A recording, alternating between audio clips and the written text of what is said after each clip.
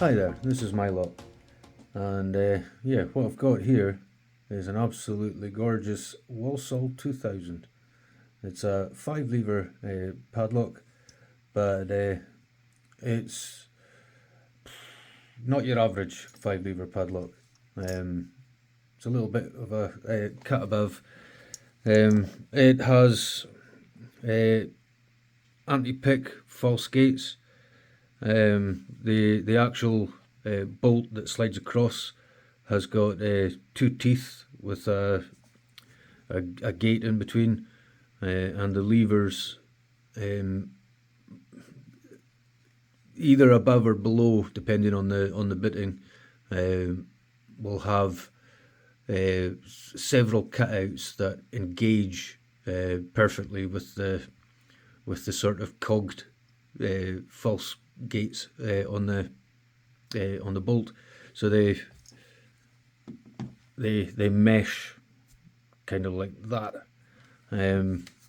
making this lock a pretty difficult lock to pick. I think in the LPU belt ranking, they're classed as a brown belt lock. This is the one I recently got of the Irish lockpicker. So I'll put a link up here to the Irish Lockpicker's channel, and I'll tag Peter in the description. So if you're not already subscribed to Peter, head over to his channel and subscribe. He's doing a cracking series of videos on his amazing Yale collection. So this is one I had before, another Walsall 2000. Like you say, a very difficult lock, and yeah, I really enjoy picking them. They're challenging. They're a bit gnarly. They just the anti pick gates are just so grabby. You've got to you just got to be very gentle. I'm using really light tension. This pick wire is just a little bit too short. It'll sometimes turn just enough to get stuck under the levers, but so just feel things out as we go. Lever 1, 2. Felt a little movement there. You don't want to rush into increasing the tension on every little bit of movement, or you risk jamming it into one of these false gates and not being able to get it back out. So I'm easing off the tension there because the lever started to bind up. If I was putting too much tension on, it would have probably fallen into a false gate, and I would have had to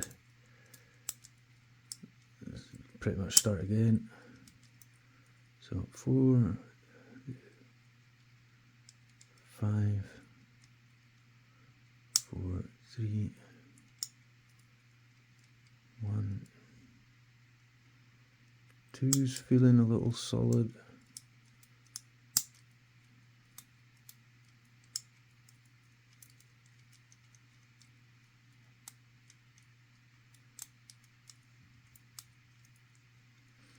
Little movement there.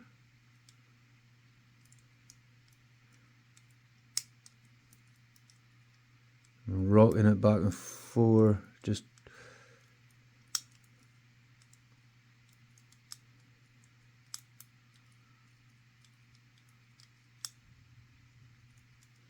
one, and a false gate, I think there. Lever 2's going solid.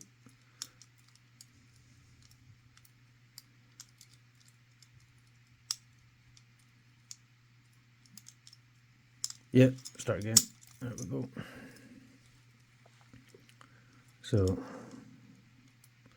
lever 1, 2, 3, 4 and 5. 1, 2,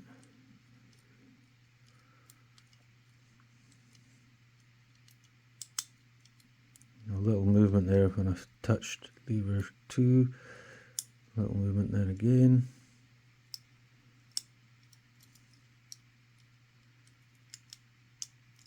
And there we go. Like I said, you just got to be gentle and just very, very careful with the... Oh, come on out of there. Yeah, just be very careful with the tensioner, and not to rush into one of those false gates when you feel the slightest little bit of movement. But yeah, the Walsall 2000. I actually find this one, probably because I'm not as familiar with it, but I find this one more difficult than the other one I've got here.